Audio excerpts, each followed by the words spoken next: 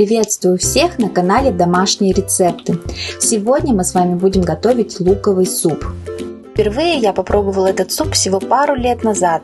Честно сказать, особо пробовать и не хотелось. Думала, что ничего вкусного в луковом супе быть не может. Как же я ошибалась. На сегодняшний день луковый суп входит в список моих самых любимых супов. Поэтому делюсь с вами рецептом. Продукты, которые нам понадобятся для этого супа, вы видите на экране. У меня уже варится куриный бульон. Можно приготовить любой другой мясной бульон. Подготовим овощи для бульона, чтобы придать ему насыщенный вкус и аромат. Многие из вас выбрасывают стебли зелени. Не делайте так. Попробуйте добавить их в бульон. Подготовим луковицу клюте для нашего бульона. Для этого в половину луковицы втыкаем 3-4 бутончика гвоздики. На клюте мы использовали половину луковицы. Вторую половину луковицы вместе с половиной моркови, разрезанной вдоль, обжариваем на сухой сковороде.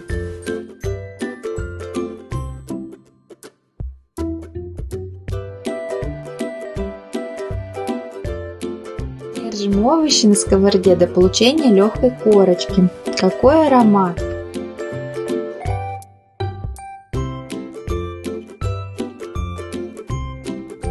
Готовые обжаренные овощи перекладываем в уже кипящий и подсоленный по вкусу куриный бульон.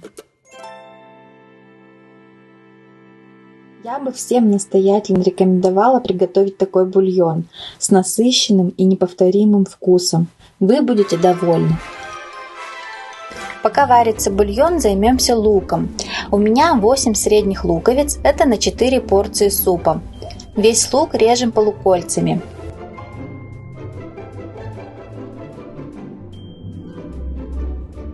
Вот столько лука у нас получилось. Теперь разогреваем глубокую сковороду с толстым дном. Наливаем в нее подсолнечное масло. Масла льем побольше, лука у нас много для обжарки. И высыпаем в сковороду весь лук. Вообще луковые супы очень популярны с древних времен, особенно во Франции. В силу доступности и легкости выращивания лук, основной продукт для приготовления супа, был основной пищей для многих бедных семей. Лук уже достаточно обжарился, уменьшился в объеме, отдал влагу. Начинаем вливать воду треть стакана. Обратите внимание, после первой пассеровки цвет лука только начинает меняться. За время обжарки лука воду надо будет вливать 2-3 раза. Добавим пару щепоток сахара для ускорения процесса карамелизации. Богатый аромат супа основан не столько на бульоне, сколько на пассерованном луке. Лук постоянно перемешиваем, вливаем немного воды и продолжаем обжаривать, пока вода почти вся не испарится. Пассеровка в данном случае является процедурой, при которой лук, медленно приготавливаясь, поджаривается, обретая румяный, золотистый, коричневатый цвет. Когда увидите, что лук стал достаточно коричневым, вливаем часть вина. У меня красное сухое вино. Кто-то добавляет мадеру, херес, портвейн, коньяк. Есть и такие, кто добавляет ягодно-фруктовые соки. Вот, посмотрите, теперь видно, что лук готов. Добавляем тимьян, при этом быстро перемешивая, чтобы он не успел подгореть. Пассеровать лук по времени надо будет минимум 20 минут, поэтому запаситесь терпением, но поверьте, это того стоит. Далее вливаем бульон, перемешиваем и пробиваем блендером. Пробивать блендером надо импульсными движениями, чтобы часть лука превратилась в пюре, но некоторые фракции лука в супе остались. Измельчаем на терке сыр. Лучше брать сыр, который хорошо плавится, например, моцарелла или чеддер.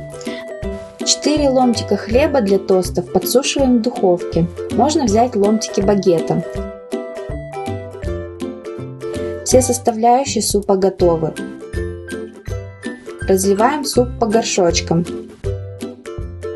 Вот такие порции у нас получились. Ломтики хлеба у меня не влезли целиком, поэтому немного подрезала углы.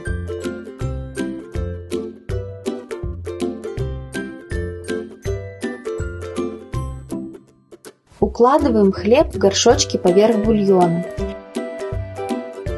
Сверху на хлеб раскладываем сыр. Старайтесь сделать это быстрее, чтобы хлеб сильно не размяк. И убираем горшочки в духовой шкаф, разогретый по максимуму буквально на 3-4 минуты. Нам надо, чтобы расплавился сыр. Луковый суп готов. Если вы не пробовали, то обязательно приготовьте и попробуйте. Это очень вкусно. Понравился рецепт? Подпишись, чтобы не пропустить новые видео.